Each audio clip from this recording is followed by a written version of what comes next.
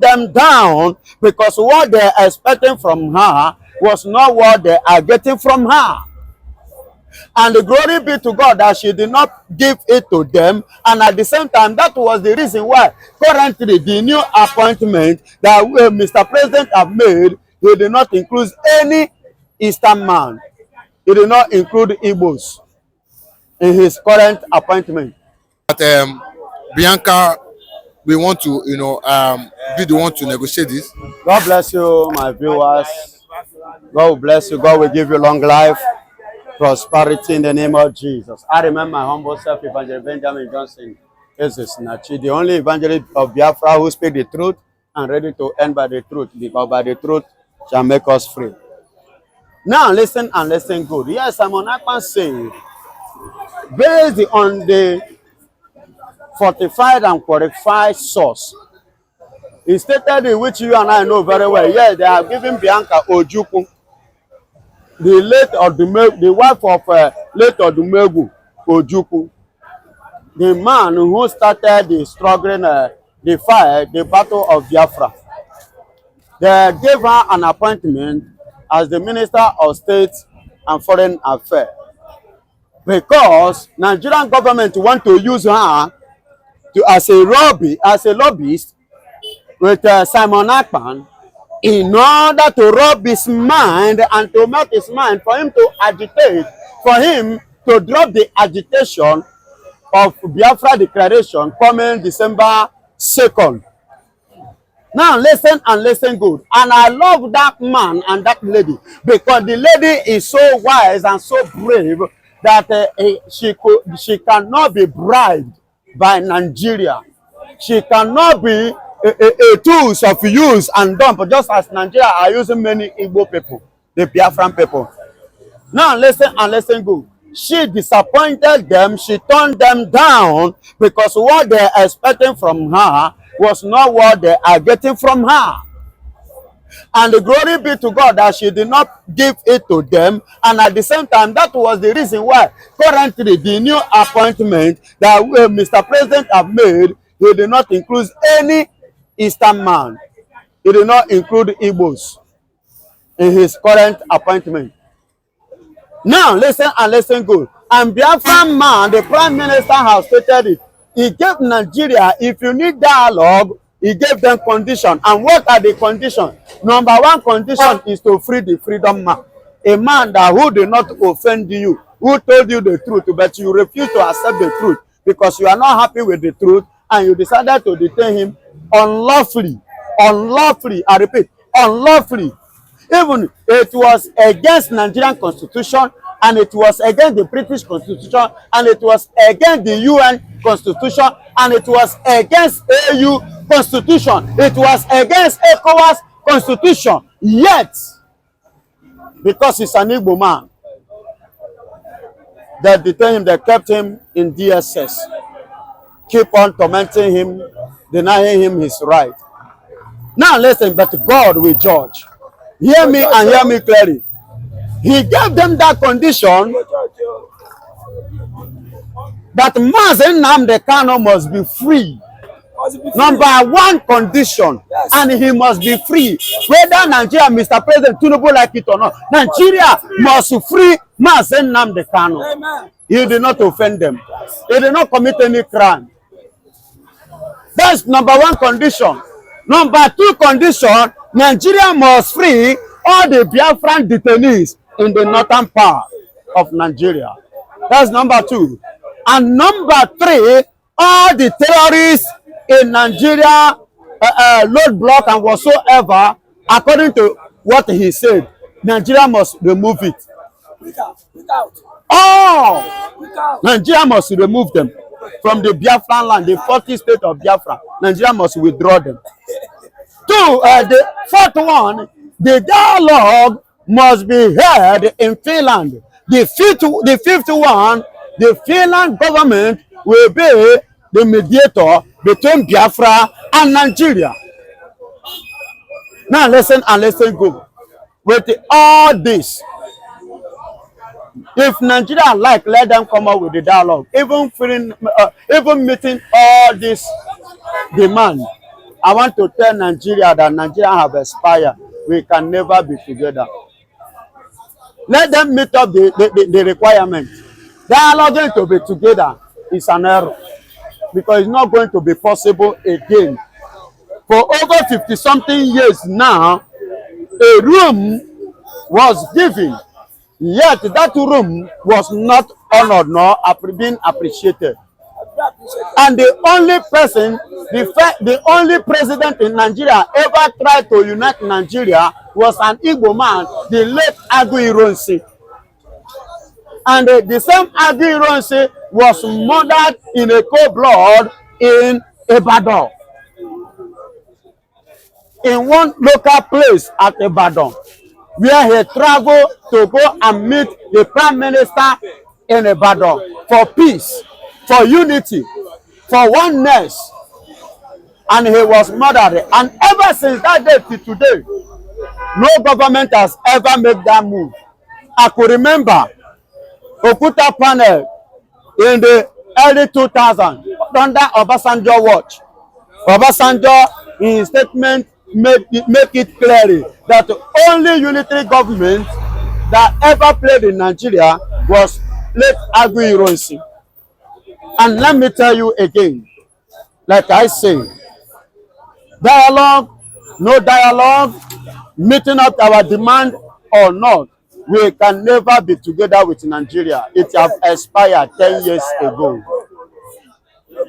Let Nigeria take it as their fate, because we have taken our own fate. We have taken our fate and we are standing on our ground, on our feet. We want to go and develop our land. I could remember one of his Twitter, Prime Minister Twitter, he said he doesn't need foreigners to come and develop. He said he doesn't need foreigners to come and develop our land, that we will develop our land by ourselves. Yes, and which is true. For example, go to Abia State today. Give us the chance, you will see what God has divinely endowed every Igbo man with.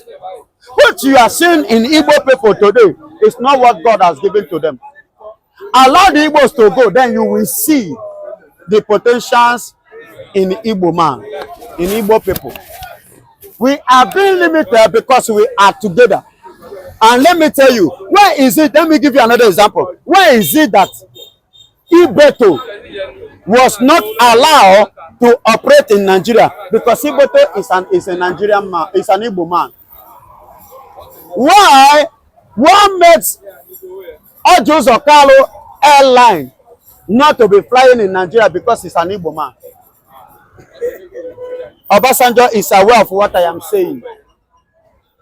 Calabar Resort, I repeat, why did the Calabar Resort close and shut down under the watch of Olusegun Obasanjo regime? Because he ordered them to come and open it here in Lagos, and they refused. And he shut it down. Up to today, nothing like Calabar Resort anymore. And look at Innocent Motors. Why did the Innocent Motors move the company, the capital, the headquarters out of Nigeria to Ghana? Why? Because he's an Igbo man, and the federal government refused to patronize him, neither to recognize him. Rather, they wanted to silence him because he refused to come and open it in Lagos State. He said he wants to remain in the East. Do you see the portrayal of Nigerian hatred towards every Igbo man? Do you know what? I know somebody will come up. He will tell me, say, Obi Kobana, open the so thing in Lagos State. They allowed him because they have seen, because he himself want to open it in Lagos. And they bring that he said they want to base in the East, they will not recognize him. They only want that development to only come into the West or the North. They don't want development in the Southeast. And that is why federal government have never, for over 50-something years, made any move for the development of the Southeast. And let me tell you, do you know why somebody like Oti today is helping our people in Abia State doing what he's doing? Because they have seen it that Oti came in the time that heat was much. heat now is too much on Nigeria. So in order for them, no, for people not to be saying, look at it, using this one as an example. So they decided to allow, okay, Oti, you say, go ahead and develop. Go ahead and have your own electricity. Because as I'm talking to you now, Abia State and Nigeria are not sharing the same electrical power. And that is why when a Nigerian owned dam collapsed, the Abia State own is still standing. And they are having their light 24/7. All these things are the strategies because they have seen the heat is too much. Oko the over. The fire is burning to the level that Nigeria cannot control. That's why they are letting some things, allowing some things to play, like OT. If not so, they would have stopped OT from bringing development in the southeast because they hate anything development in the southeast. Nigerian government hates it. Are you hearing me? And that is why people like British cannot move forward. They are one of the world power. They are one of the worst. But go and check the people that British colonized. Those ones that have their freedom, they are far. They are very, very far from the British. Are still learning from them because their mindset is too dark. Do you know the way they came to Nigeria? To be precise, they rule Nigeria. They call it indirect rule. Anything that comes indirect rule, that means they pass through backyard. They did not come genuinely. And that is why up to this very moment, let me tell you something you don't know. You can make your verification and I stand to be corrected. The British are enjoying your resources more than you. The British are enjoying our resources more than Nigeria that own the resources. Are you hearing me? They are enjoying it more than you. That is illegality. And that is why when they wanted to hand over power, how did they do it? They hand over power to the man that cannot read, neither can he write. Go and check them there, they no go school. They cannot write their name. Somebody that cannot write his name, that is the person you give power. And you, exactly, let me give you another example for you to understand the point I'm trying to make. The money that Nigeria borrowed from China, Nigeria did not actually understand the implication. The Chinese language, that is what they used to write the agreement, and they went and signed. And now the thing have hooked Nigeria because it was written in a Chinese language. And it was nowhere interpreted to Nigeria, and they went and endorsed their signature. And that thing now put Nigeria into damnation. They tied their hand today. So that was what played that time. They signed, the uneducated, the illiterate signed a document that he did not know, he could not interpret, he could not read. And that's why they only tell you, the only thing you hear from them is we are born to rule. Besides born to rule, let them say another thing, nothing. Nothing again. After we are born to rule, let them explain or go further. Everything ends. Okay, but why do you think that Simon Ekpa, why do you think that is standing on Finland, dialoguing with being the mediator for Nigeria and Biafra? Why do you not think they can do it as a Nigerian, meditating for the Biafrans and for Nigeria? Why do you think that I want Finland to meditate as the meditator? Now I want to ask you a question. Before the Civil War, why did they take the case between Nigeria and Ojukwu, Gowon and Ojukwu? Why did they take it to Ghana? Why did they take it to Kenya? Why did they take it to this thing? Why? Because in a case like this, it's not always been treated in that same place. And Finland has become the place where this case should be treated. Where this case is qualified to be treated. And that is why he's taking it to Finland. And the Finland must stand as the mediator between us and the Finnish and the oh my God, let me not use this word. Nigeria, a Finnish country like Nigeria, because Nigeria is already finished. As you can see women, they are the ones visiting market. They know the cost of the price of things in the market. They know the truth. What I'm saying is the truth. Nigeria is finished already. Are you getting it? So that is why, on this note, we don't have any negotiation and dialogue within us in Nigeria here. We must have somebody as a third party. Let me use the word, a third party that will be a witness. Because had it been that during the time of Lord Lugard, when he came in disguise to rule Nigeria, and when he handed over the power, had it been that there was a third party, I don't think Nigeria will be in a deep mess like this. I believe that the third party would have come up. Are you getting it? Because there was no third party. That's why what is happening now is happening. And that is why Simon Ekpa needed a third party this time. Because of future purposes. One day, you will stand no more. Even though you are alive, there are some certain things you will not be able to do again. God bless you, my beloved brother. Hear me and hear me clearly. You know, there is something I do tell people. Whatsoever you sow, you will reap it. And there is another thing I want you to understand again. That as we are now, do something and be conscious of tomorrow. Remember tomorrow. Remember when you are doing something. Remember your children. Remember your family. Know it fully well that one day you will stand no more. Even though you are alive, there are some certain things you will not be able to do again. And on that note, that person that you look down, you molest, you maltreat, could be the one in position. And that time you have become weak. And it will become the person's turn. What will you do? Now, when Ifeanyi Ubah was working with Nigeria, partnering with Nigeria against his own blood, against the truth that his brother has said, now the northerners all over Nigeria, all over the world, are now agreeing to what he said, that Nigeria have expired 10 years ago. That means it has expired 2014. And which nnamdikanu stood upon. Then you people now arrange to kidnap him. Then you participated, you engage yourself, you involve yourself, you bring yourself out, bring everything, your amenities, your everything out in support of Nigeria against your own blood. Then look at it now. And you expect them to be happy.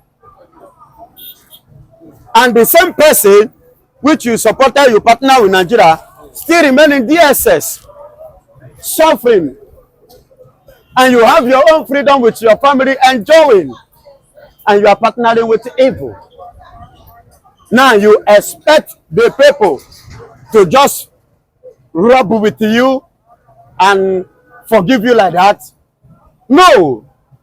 If there is any need of forgiveness or such, they should come publicly, specifically to nnamdikanu and to the Biafrans. Apologize so sincerely. I'm talking about the family of Ifeanyi Ubah. Before the corpse will be buried. Because as it is now, except those families, except Simon Ekpa and all others, agreed.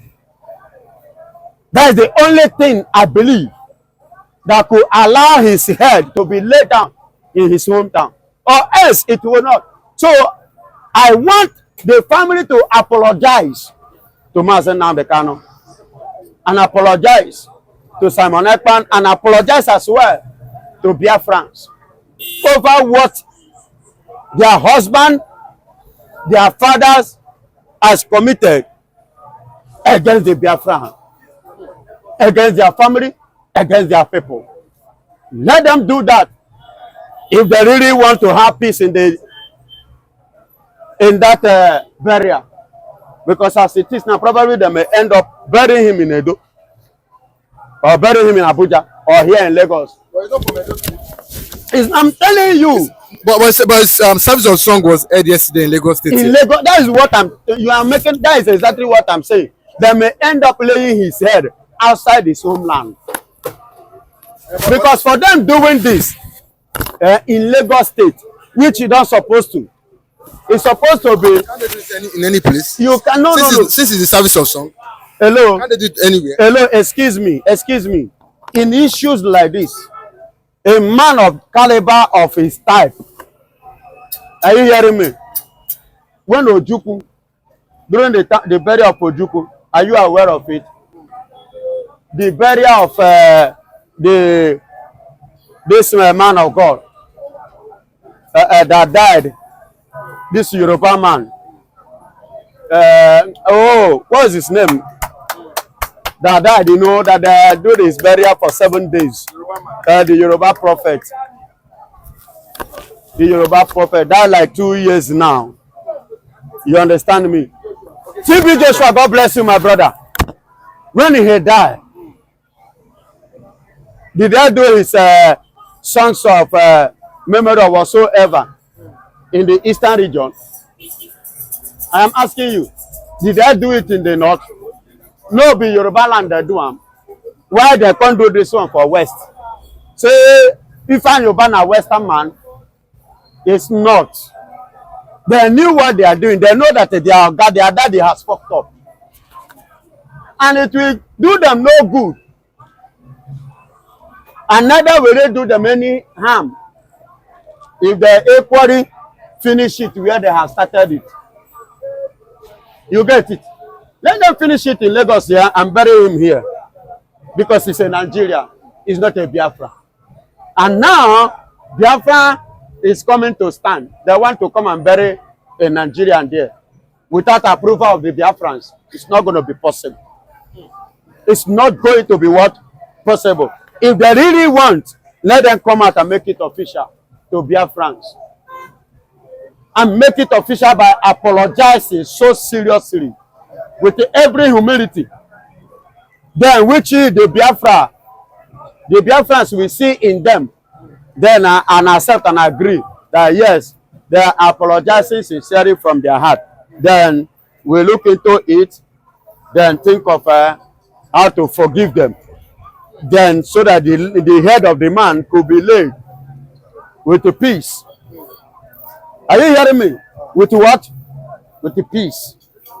But if they feel they can do otherwise, glory be to God. But I know they know it's not possible. I am advising the family now. Let them meet men in the diaspora of the Biafran corridor. Rehearse with them, plead with them, let them join them, and plead to Nnamdikanu for forgiveness. And when Nnamdikanu forgives, then I believe Simon Ekpa will not oppose it. Once Nnamdikanu forgives and let go, say that they should go ahead, that he has forgiven them. He will pray for them. Prayer of forgiveness. Then they will go. I believe, because Simon Ekpa is a man of principle. He's a man that respects people. He's a man that have respect and honor to Nnamdikanu. You understand me? He has respect to Nnamdikanu. And I don't think that when Nnamdikanu speaks, that we oppose it. No. It's not that kind of person. He still have respect. So if anybody is saying, we Benue join, we River join, that person is saying so in doubt. I don't know what to understand. We are talking about Biafra. They are all not accepted because I said it earlier in my interview, I think with you, that Benue, Idoma, Igala, Kalabari, Ijo, Urobo, Ishan, all of them Edo, they are even more Igbo than I am. I'm from Anambra State, and I think the whole world appreciated that interview. So I don't need, to start, recycling that story, recycling it, because of course I know, leave him, because I know that they are with us. They are part of us. We are Igbos. They are with us. They are Biafran. They are in Biafran land. The Benue state you are talking about, it's comprised of Idoma, Abi. Some part at TV you have Junkos. Junkos is even in Taraba. Junkos are even coming to join. But all I know is that these people you called now Benue State, River State, they are the land of Biafra now. They are the southeastern Nigerian. Remember that Ohaneze cultural group, the Igbos. They consulted Benue, they consulted River State, they consulted everybody. I mean, on Haneze meeting before Ojukwu's Biafra declaration. Each and every one of us, we came together for a round table talk. And actually, that gathering did not end on what? Deadlock or deadlock. It did not deadlock. But actually, they agreed that we must surely fight for our separate what? Sovereignty. And that's why Biafra emancipated today. So if anybody is saying, we Benue join, we River join, that person is saying so in doubt. I don't know what to understand. We are talking about Biafra. All of us are Biafra. There's no need of asking, are they going to join? What do you mean? If they are dragging their foot while joining, it means they have something bothering them. But if they have free mind, that actually they know that they are Biafrans, you don't need a question. How could you ask question on what belongs to you? It is yours. I don't know what to understand. If anybody has offended you, that is when he began to nurse that kind of question in his or her mind. Is this man going to accept me? Nobody is rejecting anybody in Biafra land. Majority, united, we become successful. We will be. We are all united people of the first black Jewish race, Biafran Republic. We are stronger than the so-called giant that is crawling on his knee. Giant of Africa, giant hungry, giant thief, giant that is full of political juggernautes and rogues. Giant of Africa keep on stealing, embezzling, stealing. Now, giant of Africa is embarking on taxation economy, to run tax economy. If you park motor, you pay. Where is the money? To someone's pocket. If you open a production company, you pay. Where is the money? It's going into someone's account, pocket.